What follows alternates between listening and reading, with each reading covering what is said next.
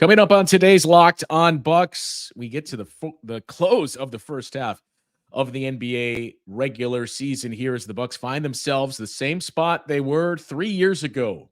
Sort of. We'll explain what we mean. Also take a look at the results from last night around the league, especially the Eastern Conference. Did the Bucks get any more help? We'll examine that and the path in this second half schedule. All of that and more on the latest Locked On Bucks. It comes your way next. You are Locked On Bucks, your daily Milwaukee Bucks podcast, part of the Locked On Podcast Network, your team every day. Welcome into Locked On Bucks. I'm Justin Garcia here with you. You can also hear me on the Bucks Radio Network and on 620 WTMJ here in Milwaukee. We thank you for making Locked On Bucks your first listen every day. We're free and available wherever you get your podcasts, viewable on YouTube as well, as some of you are joining us on the live component there. It's all part of the Locked On Podcast Network, your team every day. So the Bucks in Memphis tonight to wrap up this first half schedule against the Grizzlies. I caution to point out it is another shorthanded Memphis Grizzlies team, though we did see the results of a shorthanded opponent on Tuesday against the Miami Heat. But it's a Memphis team that we made the mention on the show yesterday with Camille and I. If you can name the starters for the Memphis Grizzlies, you are a true basketball sicko. Just looking at the game they played last night. So that's one thing to point out. The Grizzlies are on night 2 of a back-to-back, and they won last night, beating the Houston Rockets. Their starters in that game for the Grizzlies: Vince Williams Jr., Santi Aldama, Jaren Jackson Jr., Luke Kennard, and John Konchar. Those were the starters for the Memphis Grizzlies. They went 10 deep. The other 5, again, G.G. Jackson, Zaire Williams, Derrick Rose, Jordan Goodwin, and Lamar Stevens. That's the state of the Memphis Grizzlies. Night 2 of a back-to-back, shorthanded team, though. You look at the way that G.G. Jackson and Vince Williams have been playing of late. Jaren Jackson Jr. as well.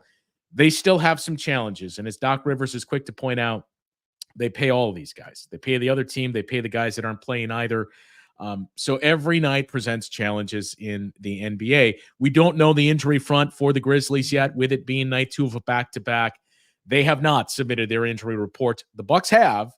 And a very little surprise here. Chris Middleton once again has been ruled out with that left ankle sprain.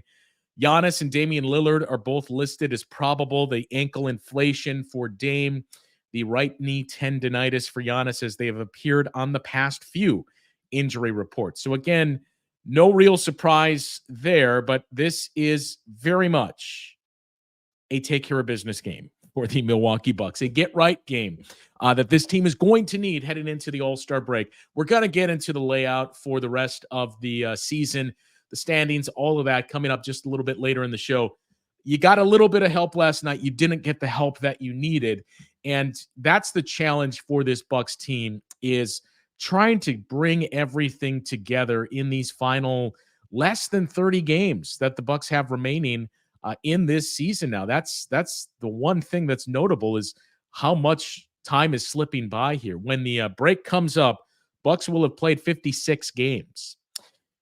You got 26 games left in the second half schedule. The Cleveland Cavaliers are going to have 29 left. The Boston Celtics are going to have 27 left, but just 26 games left for the Bucks. And where they currently sit behind the Cavaliers, I'm not even going to mention the Boston Celtics, because with 27 games left, including tonight, and 8 games to make up in the loss column, I'll never say never, but that is going to be quite a bit of work to catch the Boston Celtics. You really have to set your sights on the Cavaliers, who are in front of you as the 2 seed. And again, there's some challenges with that, as we went through on the last show, and we'll get to a little bit later here. The point we're trying to make is 26 games is not a whole lot of time. And that's, the misconception that a lot of people have talked about. It's not exactly underreported, but of the All-Star break, it is nowhere near the midpoint of the season. It's basically 2/3 of the way through the season. It's a nice chance to recharge. And I think when you look at a team like the Bucks, you could make a very strong case. There may not be another team in the league that needs the All-Star break at this moment as much as the Milwaukee Bucks do. So I do believe this is coming at the most ideal time for the Bucks here, but it just compounds everything you're going to need to accomplish in the second half of the season. And again, it's just 26 games that you have to do that. We've talked about the defensive growth that we've seen, the progress we continue to see up until that game against the Miami Heat just the other night. But as Doc Rivers was quick to point out, it wasn't really our defense that I had any problems with or issues with in viewing how was this game lost. Again, a lot of the same that we heard, not just with Doc, we heard a lot of this with Adrian Griffin as well. The offense kind of put our defense in a bad spot. And I think a lot of times earlier in the season when we would hear that, it was easy to dismiss and roll your eyes. But I do think it was illuminated in that game against the Miami Heat. And we've seen more of the understanding behind that in these 12 games that you have played now since a coaching change. It's no shot at Adrian Griffin. It's just saying, look, we have clearly seen market improvement and more progress from this team on the defensive front in these past 12 games than we did at any point during those games preceding that in the 35 games, 45 games prior to that, where the Bucks currently sit. So that's the big difference that you're seeing from this Bucks team. This Memphis Grizzlies team that you're seeing tonight, again, when you look up and down all of the metrics out here, you would really struggle to find one area where Memphis stands out as doing something well. I'm going to use cleaning the glass for this versus the NBA stats and take out the garbage time. Going off of those numbers, the Memphis Grizzlies have the worst offense in the league with a 108.8 offensive rating. They are second to last in effective field goal percentage. They're in the bottom 5 in turnover percentage for their offense. They're in the bottom 10 in offensive rebounding. Part of that, too, you don't have Steven Adams with the injury, and then you trade him. And they're in the bottom 5 in the rate that they get to the free throw line. So every single one of the 4 factors on offense, effective field goal percentage, turnover percentage, offensive rebounding, and free throws, the Grizzlies are in the bottom 10. And in most of those, they're in the bottom 5. Defense has been better, but not by much. In terms of their defensive efficiency, they're 13th with a 115.1 defensive rating. And again, this is using cleaning the glasses numbers. For context, the Bucks are at a 117 for the season as a whole. So the Grizzlies defense, for everything that we've mentioned about the Bucks, they've only been slightly better than the Bucks season as a whole. And again, they've dealt with a lot more injuries than have the Bucks, but it's still a little jarring when you look at a team that you know, albeit not right now, but on the roster has a guy like Marcus Smart and Jaren Jackson Jr. and other capable defenders. Not a whole lot of separation start to finish what we've seen defensively from both the Bucks and the Grizzlies. They're in the middle of the pack too in the effective field goal percentage for their opponent. In other words, they allow some quality shots, right around league average quality shots that they're allowing to the opposition. They're not a good defensive rebounding team, in the bottom 10 there, and they do foul quite a bit, putting the opponent at the line. So these are all the areas we circle and point to when we say this should be a get-right game. I don't necessarily think it's going to be a 30-plus point margin of victory as we saw against the Hornets twice now, but you do have to see a win, and you have to see some improvement in those areas. We've spent quite a bit of time talking about the defense and the growth that we've seen there, and I know this is another game where you're not going to have Chris Middleton, but not that we've dismissed a lot of the offensive chatter for this Bucks team. We haven't spent as much time digging into it because this has not been a healthy team, right? And I'm not going to drone over this, but again, this is going to be the 7th game for all intents and purposes since this change was made that you are playing without Chris Middleton. 3 of the games you played without Brook Lopez, 2 of those without Damian Lillard. In one of those games, you didn't have any of those 3. So that's been a big part of the offensive issues. That being said, tonight is a night where you need to see a step forward from the offense. It doesn't necessarily have to be more and more 2-man game from Giannis and Damian Lillard, but with those numbers that we just rattled through and the struggles for this Memphis Grizzlies team, the only thing they do well defensively is cause some turnovers. 3rd best in the league there. You need to see a marked improvement from this offense, and efficiency is the word that you're looking for, because the Grizzlies have given up those types of looks to their opponent. You'd love to see a nice Damian Lillard game to get him going into the All-Star break, but more of that efficiency that we've seen of late from Giannis is another big one on the agenda for the Bucks this evening in Memphis. So again, no injury report yet for the Memphis Grizzlies, having just played last night. But with the Bucks, we do know Chris Middleton is out, and we expect that Giannis and Damian Lillard will both be playing as listed as probable in tonight's contest. So I mentioned what we've seen, parallels perhaps. Are there any that exist between this team right now and the last time the Bucks wrapped up a first half schedule in Memphis? We all know what happened after that. We'll get into that discussion and take a closer look at some of these defensive metrics for the Bucks that we've been seeing for these 13 games now, coming up after the break on Locked On Bucks.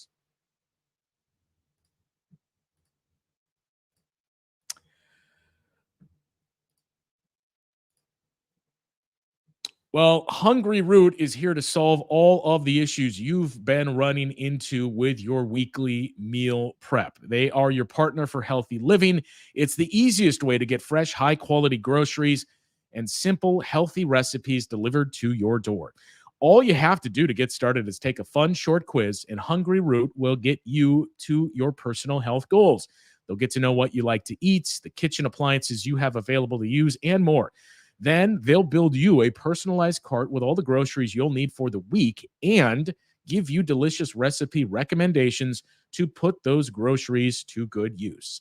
Hungry Root will recommend recipes and groceries based on your personal tastes, but each order is fully customizable. You can take their suggestions or you can choose anything you want. They've got fresh produce, high-quality meat and seafood, pantry staples, healthy snacks, sweets, ready-to-eat meals, and so much more.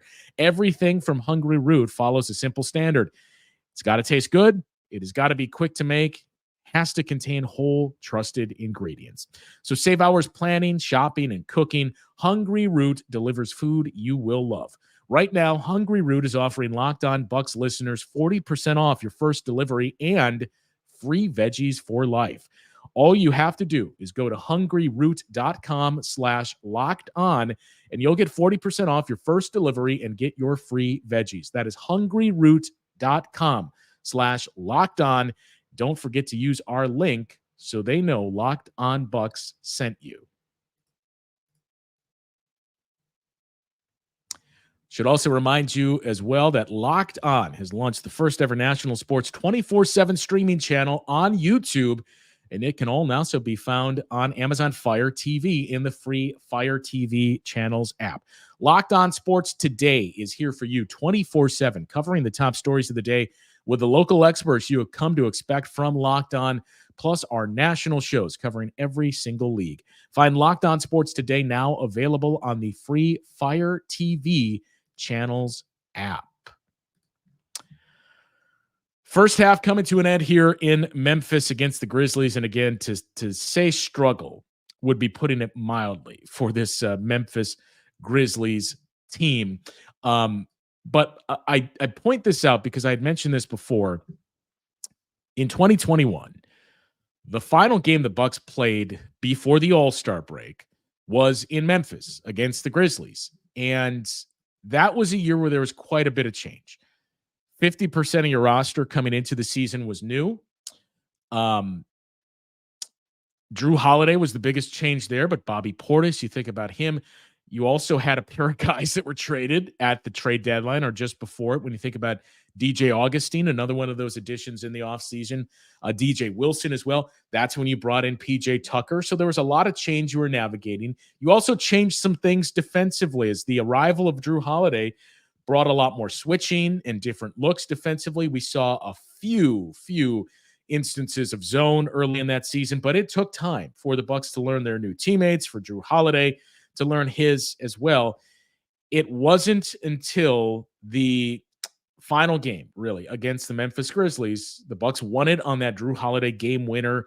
And then after that, coming out of the All-Star break, the Bucks won their next 7 games, totaling up an 8-game win streak. It was that moment where you felt like we're starting to see what we feel like this team was going to be with that addition of Drew Holiday. And it just felt like things were starting to fall into place for the Bucks. Now you find yourself in a similar spot where you've had quite a bit of change. Obviously, Drew Holiday and Damian Lillard is the biggest of that. You changed a coach not once, but twice. You've tinkered with some of the rotational players. You think about the young guys that were getting heavier minutes early in the season. You've still seen some minutes for AJ Green, and I think you've seen a lot from AJ Green, but there continues to be this evolving sense of change with this Bucks team. And it's very easy to make that comp and say, okay, here we go. A lot of change. Maybe it's been underwhelming and disappointing. But here we see the Bucks still with the third best record in the Eastern Conference. You still got a chance at that number 2 seed. And more importantly, a chance to finish with the second best record in basketball, depending on what the Western Conference teams do. At the All-Star break in 2021, Bucks entered at 22-14. Looking at the Eastern Conference, the other teams that you had, the Brooklyn Nets, 24-13, 76ers, 24-12. So again, the Bucks found themselves in third place in the East at the break in 2021. Now, what does stand out is the differences that we did see in terms of where their ratings sat. But what is very similar is it was an offensive team. At the break, the Bucks had a 117 offensive rating that year. That was second best in the league, trailing only the Brooklyn Nets, who had a 118.2 offensive rating. Second best offense for the Bucks, a 110.4 defensive rating, ranked 12th. So you were just outside of the top 10 in your defense. You were elite offensively. And again, that was a year where you had a number of teams. 110 was 12th best for the Bucks. Right now, that would be second or third best in the Eastern Conference. So it shows you how much offense has grown. Your defense was fine. It wasn't the staple we had seen in years past, but it was still good enough that the Bucks were second in net rating. Those are the major differences that do stand out. But again, second best offense in the league, 12th in defense. Not too far away from where the Bucks currently are, though. What we've seen recently with the offense, that's pushed them down. So here at the break, this is obviously not including your final game in Memphis against the Grizzlies. Fifth best offense for the Bucks at 119.1. They're going to enter the break with the third best record in the Eastern Conference, but they're fifth in offense. Their defense is a 115.9. That is still 17th, but as we mentioned on the last few shows, you're basically a point per 100 possessions away from cracking that top 14, potentially 13. And from there, it's very close. And a lot of teams lumped up. So if you continue to do what you're doing defensively, you're moving in that direction.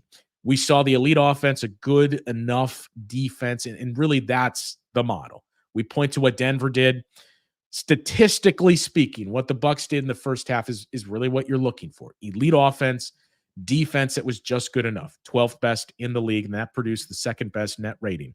In the games played in the second half of the season, the Bucks offense got better, got a little worse, finished 7th in those games, a 116.1, so a couple of points per 100 possessions worse. Defense also worse as we saw offense start to climb around the league at a 111, but that was good enough to jump up into 9. So you finished that season really a tale of two halves where you're just outside of the top 10 defensively, elite offensively in the first half, and then in that second half in the top 10 in offense, in the top 10 in defense, and fifth best in terms of your net rating. It may not line up with how we view that second half schedule of, man, that's when the Bucks really started to take off. And again, they were much better or had a better record, I should say, but you saw other teams in the East start to put it together. Doc Rivers' Philadelphia 76ers had the best record in the Eastern Conference. The Atlanta Hawks as well, after they had just made that coaching change to bring in Nate McMillan, and that was another boost for the Atlanta Hawks. The record didn't necessarily match up with how the Bucks were playing, but the optics did. And I bring all that up because the Bucks' fifth worst record down the stretch in the Eastern Conference, or fifth best, I should say. You had the Hawks, the Sixers, the Brooklyn Nets, fourth best, I beg your pardon. Those three teams finishing in front of them. But the record was, I feel like we're seeing much better play from this team in the second half, and we're seeing things that'll work in the postseason. And it does feel like that's what we've seen for these last 10 or so games, 9 games, somewhere around that, since Doc Rivers came in. The offense is the big one, and that is fair to circle and say we do need to see some improvement there, but you haven't been healthy. So you need to see this team get their players together. Defensively, though, what you're looking for is that continued growth. You've gone from 22nd to 17th for your overall metrics to date. If you can finish this regular season, if we look at the numbers that the Bucks will have posted from the time of the coaching change forward, if you can stay in that top 10, top 7, top 8, somewhere in that mix, that's going to go a long way in drilling in some of these things and differences that we're seeing from this defense. Because look, the belief is, I know the offense has gone through struggles in these 10 games. It's going to get there. We've heard Doc Rivers continue to put an emphasis on, we got to get Damian Lillard going. We'd love this two-man game with Dame and Giannis. We don't want to overuse it, but we got to find ways. If you read between the lines, what Doc Rivers is saying is, I want more Damian Lillard. I know Giannis is great. He's been incredibly efficient this year. I looked at his numbers, by the way, for since January 1st. I wonder the MVP discussion, which, by the way, Camille and I will get into next week on the show, as I've seen a few people in the comments already questioning, why is Camille not on the show? Other obligations for Camille, and she's resting a bit of a sore throat. But we're going to get into the MVP discussion and some of the numbers for Giannis. Just looking at the numbers since January 1st, wondering, I wonder if these have started to really jump up efficiency-wise. The thing that stands out the most about Giannis is really how consistent he has been all season long. Damian Lillard is a big part of that with the spacing that he's helped create, even Malik Beasley, right? But now you feel like you've had that efficiency with Giannis. You don't want to risk losing that, but I think the big operative for Doc Rivers in this second half schedule is going to be, how do we get Damian Lillard unlocked? He's already mentioned a couple of those things, getting the ball in his hands more. He'd like to see more Damian Lillard leading the charge in transition, noting, look, I know Giannis is a great ball handler. He can facilitate and make plays, but I just want to be Dame. I want Dame to be the guy that's getting things going there, bringing the ball up the floor, and it's going to make Giannis even more deadly as a player in transition without the ball. So that's the big thing to keep an eye on in the second half is, okay, can we start to see this offense get unlocked here and start to find some things with Doc Rivers at the helm to keep an eye on in the second half? Because if you can see that defense continue to do what they have largely done for these last 13 games, the reality is the Bucks are in a very good spot. Now, there are going to be some challenges and some potentially very terrifying challenges given the way this Eastern Conference looks. I do want to spend the final segment of the show taking a look at that, of the results we saw last night, where things currently sit. Again, we know the Bucks will enter the break with the third best record in the Eastern Conference, but the schedule that's in front of the Bucks, the rest of the standings, what are the most likely scenarios and what are the pros and cons of those? We will get into that discussion coming up after the break on Locked On Bucks.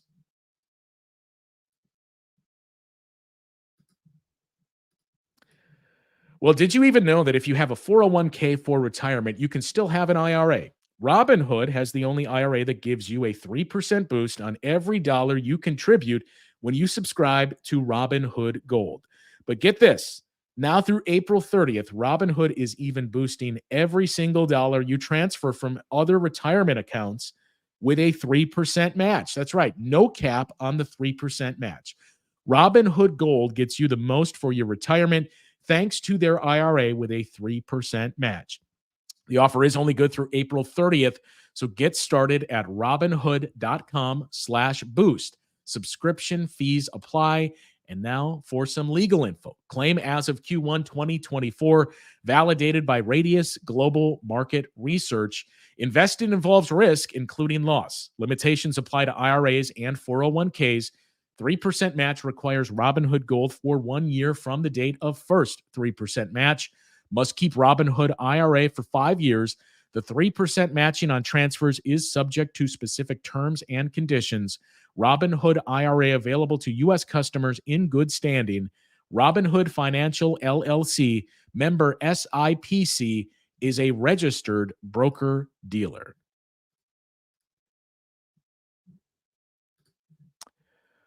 Okay, so again, we're going to get into the Giannis MVP discussion because it has been quite a discussion that we've seen popping up. I do want to get to some of the chatter that I know a lot of Bucks fans have some thoughts on from the NBA Today segment. Take a look at the rest of the Eastern Conference or the rest of the other candidates for MVP, as well as it continues to get to very, very interesting.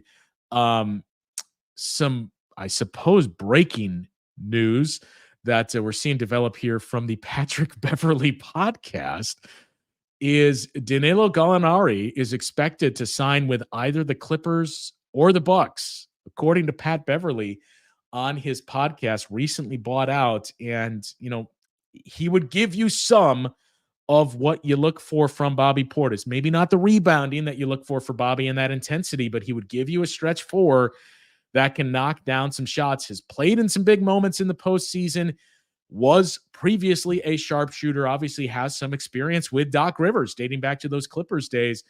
So according to Pat Beverley, who comes to Milwaukee and continues to make an impact on the floor defensively, and now his podcast, starting some breaking news here. The Bucks and the Clippers, the two teams expected to land Danilo Gallinari after his buyout. So we will certainly monitor that moving forward here in these next couple of days over the course of the All-Star break. Maybe we'll have some Danilo Gallinari news on the show next week. But before we do get to those thoughts on the standings and what we're seeing, again, we still got shows every single day next week. We're going to do some more live shows as we are right now. I know there were some questions over whether or not it's actually live in the comments.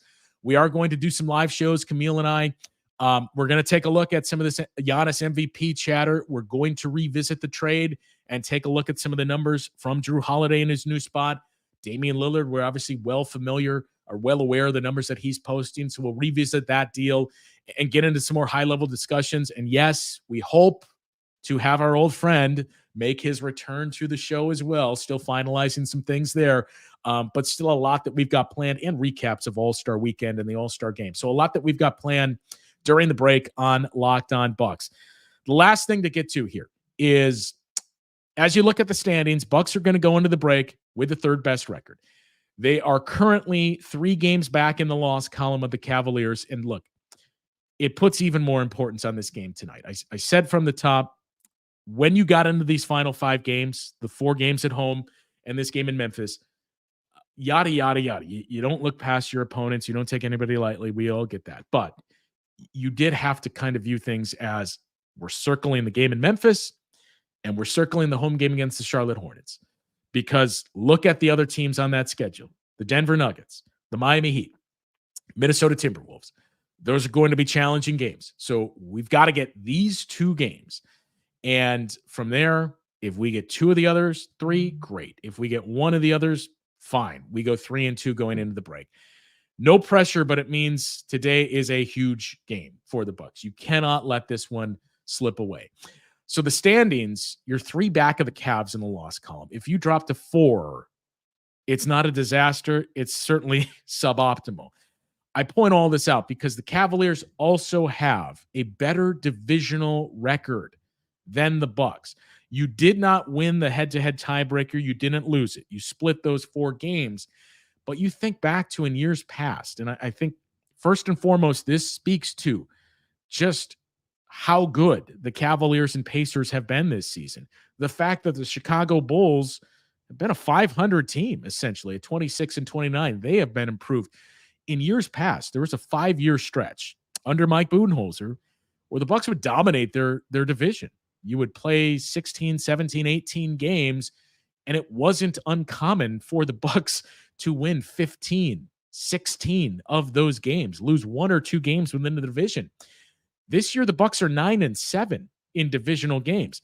Cavaliers are 8-4. So you really, really needed that one last night. Their win over the Chicago Bulls, that would have dropped the Cavs to 7-5 and started to kind of shorten some of that gap the Bucks are going to have to go. So not only are you going to have to make up some games here against the Cavaliers, and you need Cleveland to stop winning at the rate that they've been winning at, but you need these losses for the Cavaliers to start to pile up in divisional matchups. Again, they beat the Bulls last night. They have another game left with the Bulls in Chicago. They have a game in Detroit against the Pistons, which should not present very many challenges. And they have 2 games left with the Indiana Pacers, a home and home. So that's the divisional slate left for the Cleveland Cavaliers to wrap up this regular season here. For the Bucks, you don't have a whole lot. You're on the road in Chicago against the Bulls, and that's it. So you just got one more divisional game. Best case scenario for the Bucks is a 10-7 divisional record. You would need the Cavaliers to lose 3 of their remaining 4 games in the division. So not only do you need them to start dropping games, you need them to drop 75% of their games that they have left within division. Otherwise, they're going to need to lose even more games. So I know could have been confusing the way I worded it. It's to point out you need a lot to happen. You need to play lights out basketball down the stretch. You need Cleveland to start losing more. And you need them to lose those divisional games, which is easier said than done. 3 seems like it is the most likely landing spot for the Bucks. They have the 3rd most challenging schedule left in the NBA, most difficult in the Eastern Conference as well, and it's by a wide margin that the Bucks currently sit with those challenges.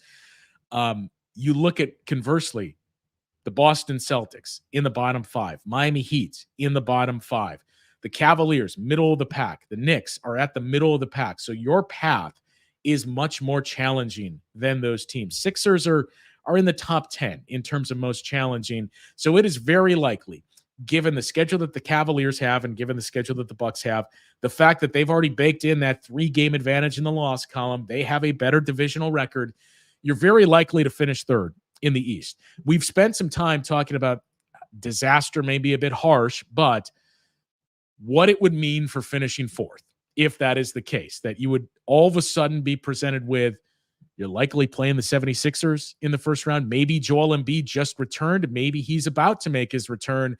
So facing the potential path of, we could get Philly with a returning Joel Embiid, with a Tyrese Maxey that's been an all-star caliber player this year, Tobias Harris. They just added a piece as well in Buddy Hield. We may get Philadelphia and Kyle Lowry in the first round. You get through that, you go through Boston. You get through that, you have whoever wins the other half of the bracket. So we've spent some time saying you got to avoid that. I don't think it would reduce anxiety when you look at what the most likely scenario is for the Bucks as the 3 seed. But again, this just shows you the difference between finishing 3rd and 4th, that even with the potential for the first round opponent that we're about to say here, it's still a much preferred option than finishing 4th. If you finish 3rd, the reality is you are very likely getting either the Pacers or the Miami Heat in the first round. So all the chatter of the Pacers winning 4 out of 5 games against the Bucks, though I will note those 5 games were played with a different coach than Doc Rivers. And as we mentioned, you've seen a lot different approaches, or a much different approach defensively, specifically the way the Bucks tailored their defense to individual players like a Luka Doncic and Nikola Jokic in recent games. So that is one major difference that's worth pointing out. But still, the Pacers team that is not afraid of you, that has won 4 out of 5 games this season, and it's a Miami Heat team that just bounced you in the first round last year, and save for that 1 year where, again, the Bucks won a championship, beating the Miami Heat in the first round. They have owned you. So that's another one of those ironic coincidences that we could potentially be facing with this upcoming season. That's going to do it for today's show. So again, no official word yet, but Patrick Beverley breaking the news that it's down to, reportedly, the Los Angeles Clippers and the Bucks for Danilo Gallinari on the buyout market. So we'll keep an eye on that throughout the course of this day and next couple of days. Here, Camille and Frank will be back tonight with the post-game show for the Bucks and the Grizzlies. And then again, Camille and I will be back next week. I believe we are going to do the live show again on Sunday late morning, early afternoon, and plenty of shows next week as well. And we have seen the chatter. We know how much you guys missed Kane Pittman and loved him. We do too. So we're still working on getting Kane Pittman back on the show next week during the All-Star break. So still a lot coming up here on the show next week. Camille and Frank tonight with the post-game show. Be sure to stick around for that. And we will talk to you once again tomorrow with more Locked On Bucks.